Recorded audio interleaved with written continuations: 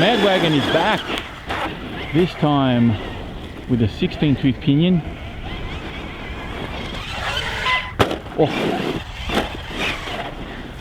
Not much else has changed from last run, just the gearing. I think I had it a little bit too crazy last time. We are running still on 3S. Is the body okay? I think the body's come out of the bumper. I actually, speaking of bodies, I have a new body coming for this. It's a Proline body that I'm hoping keeps that same wagon looky feel to it, but just changes the look completely. So we'll see. Whoa.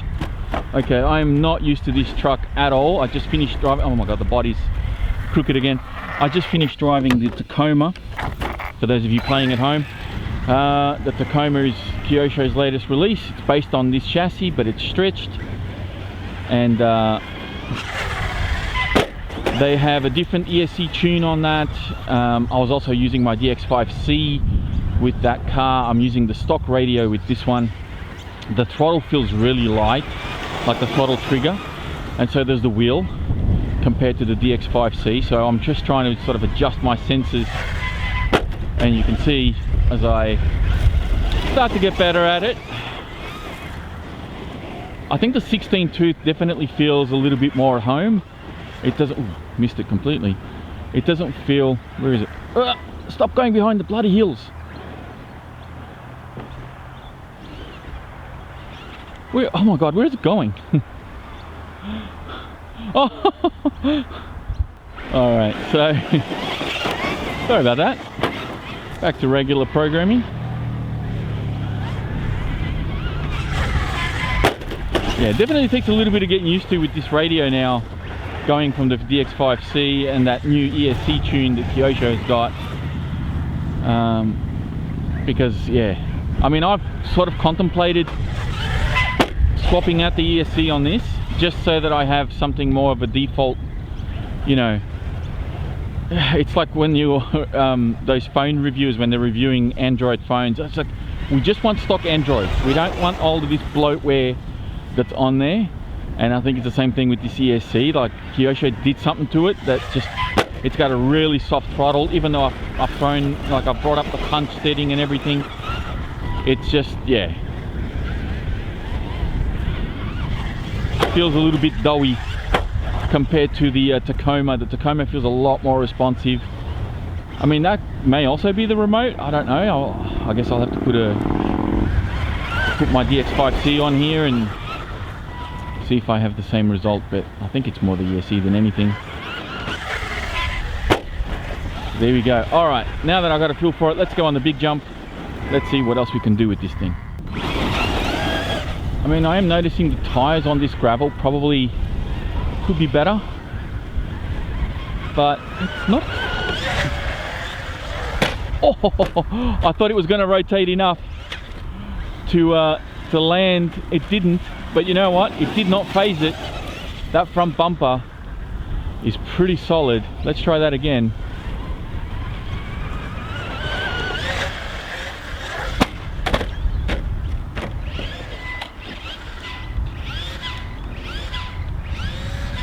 If it's not moving, it's really hard to roll her over. So I gotta go get it. I gotta give it credit where credit's due. Like, this thing, oh my god, this thing for durability, it's right up there with the best. If not, this sets the standard. That was such a nice landing too, by the way. I hope you guys acknowledge that one with a big thumbs up on this video. That was sweet. Uh-oh. Whoa. Eeh, that was good. Recovered well. Getting used to it now. Really getting used to it. Oh, I thought it was going to level out and it hit the back before the front and just messed it all up. Uh-oh. Something's happening. Oh no. What's going on? Why am I... Or is it just my driving that's bad? I know the body's crooked, but can't be bothered adjusting it right now. No, something's definitely off. Have I lost four-wheel drive? I think I may have lost four-wheel drive. Yeah, I have. Only the back wheels are spinning. So, let's go have a look. That's why it wasn't rotating very well. It rotated real well the first few times, and just as I said that durability was really good on this truck, something went wrong. God damn it. I always have to jinx myself, don't I? Alright, let's investigate this one. These body pins are really hard to take out too.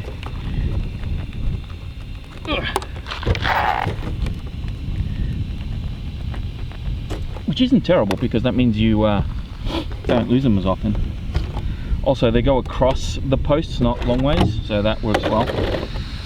Alright.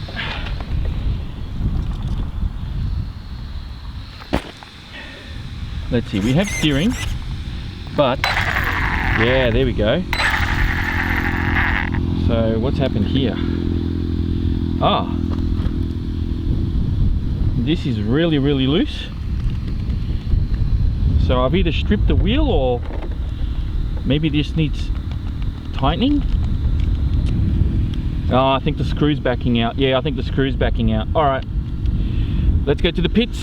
Let's see if we can fix it, and we'll back up and running. Alright, all fixed up.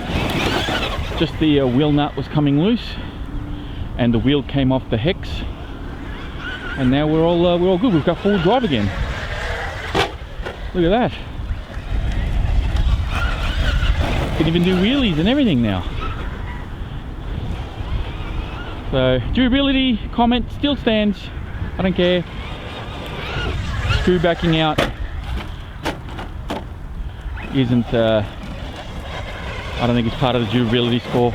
It's more maintenance really. Just gotta check those wheel nuts every once in a while, you know.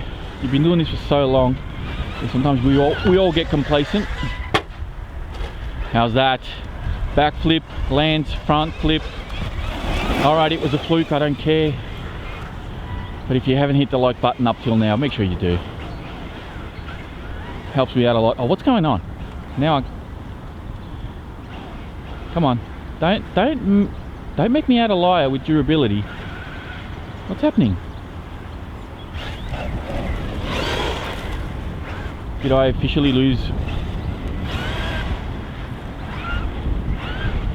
Nah, something's going to miss again. Or has it? Or is it just my driving that's bad? Alright, the body has officially like given me the irrits.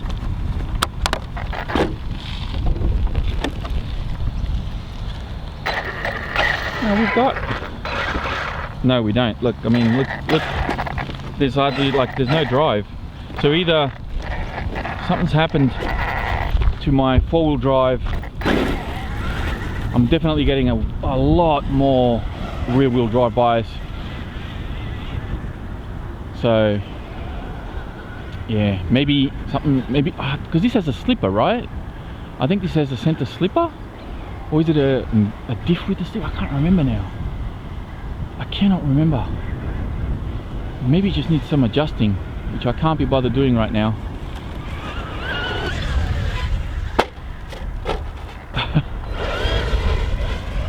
It's funny because it only lasted that one jump after I tightened the wheel nut. But yeah, it's definitely got